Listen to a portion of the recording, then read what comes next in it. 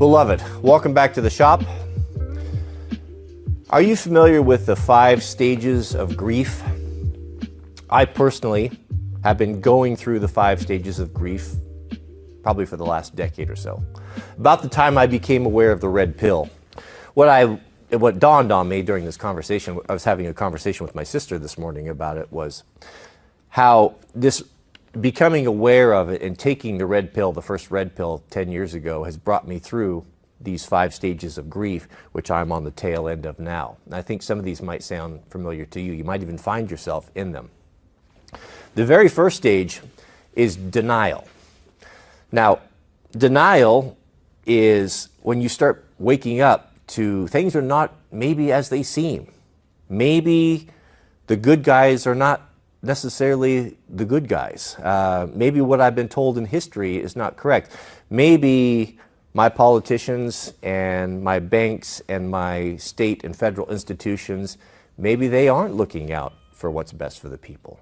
No, that couldn't possibly be true. You will deny that. That, of course, that's conspiracy theory. That's craziness. Of course, it's always been this way. We've always been told this way. How could it possibly be another? Well, a lot of people never get it out of denial. Narrow be the way and few be that find it, is what the good book tells us. There's going to be a small percentage of people that are able to think through this and to get through it and to thrive on the other side.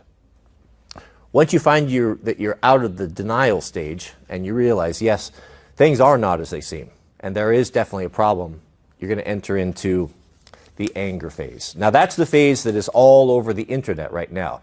You have people that have woken up, especially as Americans, as they look around and they see their city in decay, they see the ineptitude of their local and state, federal governments, their military, their law enforcement, and then you start looking for someone to blame. It's easy to point the blame at someone, but that's not going to get you through it. There's always going to be someone to blame, but that's nothing more than just a consequence for the big picture. Once you get through the anger stage, then you get into the bargaining, okay? Well, how am I going to make life work in this environment? I'll just go get 2 jobs, or I'll run for office, or I'll just vote harder for this politician. If I could just double down and I can just switch some things around, maybe we just need 1 car, maybe we'll downsize to a different house. It's this bargaining idea that, no, we'll get back to the way it was. We just are going to need to make some changes. Well, that's not going to get you through it either, because there's no amount of changes, there's no amount of second jobs, there's no amount of downsizing that is going to get things back to the way that they were. Once you get through the bargaining stage, then you get into what I would call the depression stage of hopelessness.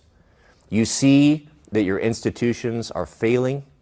You see that your local and federal government is not only do they not care about you, but they're actively working to destroy you, to lift up others and put you down. And they're putting roadblocks and hindrances and making things difficult, and they're actively interfering with your ability to thrive and to prosper and to live this American dream that we've all been sold. A lot of people don't get out of the depression stage. And that's when you can just say, what's the point? And you'll see that all over the internet as well. I'm not even going to work anymore. I'm not going to do anything. What's the point? They're just taking it all in taxes. What's the point? This person here crossed the border illegally and has been given a $10,000 debit card and a cell phone and free health care, and I can't even cover my copay. You could get into the depression stage of it and then completely and never succeed. And just everything that you see is negative and bad, and you will destroy your life, and you will destroy your relationships, and you'll destroy your health. And then the final stage, and the one that I finally, after a decade, have found my way into, is the acceptance stage. That's when you're able to objectively survey your environment, politics, media, culture, your living situation, your family, friend, relationships. You can survey that, you can accept it for what it is, and make the decision, how do I exist in this environment? because you're not going to change it. You know, these ideas, if you're a boomer or you're Gen X, that, you know, we're going to get back to the 80s and to the 90s if we could just vote harder, if we could just, you know, if we could just get another job, if we could just get our guy in the office here, that ship has sailed. We are declining, and the younger generation that will be making policy and will be making decisions for us are coming into power right now, and they see the world very, very different than you do. Now, is there any point of pointing fingers? You know, do we blame the boomers? Do we blame the millennials, Gen X? Is that going to get us anywhere? Is it going to change anything? Because this is the muck that we're in. This is the world that we're living in. So the sooner you accept that everything is going to change, the sooner that we can get on. So this notion that what we grew up with was so good and that was what we want to get back for and that's what we're striving to recreate, it's pointless. God is moving the world. He's moving his people. He's calling his people out of the world to do something different. And it's going to be scary. It's scary when the storm clouds are coming and you don't have the roof on your house remodel yet. You know, when you don't know, you don't understand. But ultimately, there's going to be something that's going to be good for those people that stay faithful.